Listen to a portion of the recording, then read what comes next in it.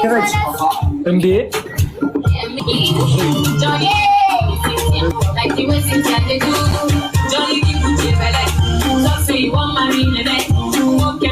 ታጨፍር እንዴ አንተ ናዞ ቻለው ነው በክርስቶስ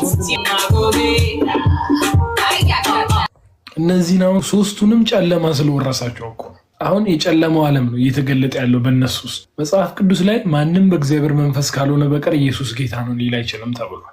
ፊዮናንም ታያታላችሁ፣ የአቢታ ሽኩር፣ ዳኒ ሮያል እንደምታዩት ነው። በቃ ተነስተው መጨፈር ነው። ለምንድን የሚጨፍሩት ከተባለ ውስጣቸው ያለው ስፒሪት ነው እየተገለጠ ያለው። የትኛውን ስፒሪት ይግለጡት ታዲያ? የእግዚአብሔር መንፈስ የሞላበት ሰው ጌታ ኢየሱስን ያሳያል። አሁን ሰው ነፃ ካልወጣ በክርስቶስ ኢየሱስ አጋንንት ስራት ስለሚሆን የእግዚአብሔርም የጨለማውም አይደለውም ማለት አይቻልም። ከእግዚአብሔር እጅ ከወደቅ ይኸው በጨለማው ስር ነው የምትሆነው። እግዚአብሔር ደግሞ እንዲረዳቸው ጸልዩላቸው። እስካት ለምንድን ነው ስጨፍር የተናደድከው? የተቆጣኝ መሰለህ ዳኒ። እኔማ ምን እናደዳለሁ? አዘንኩባችሁ።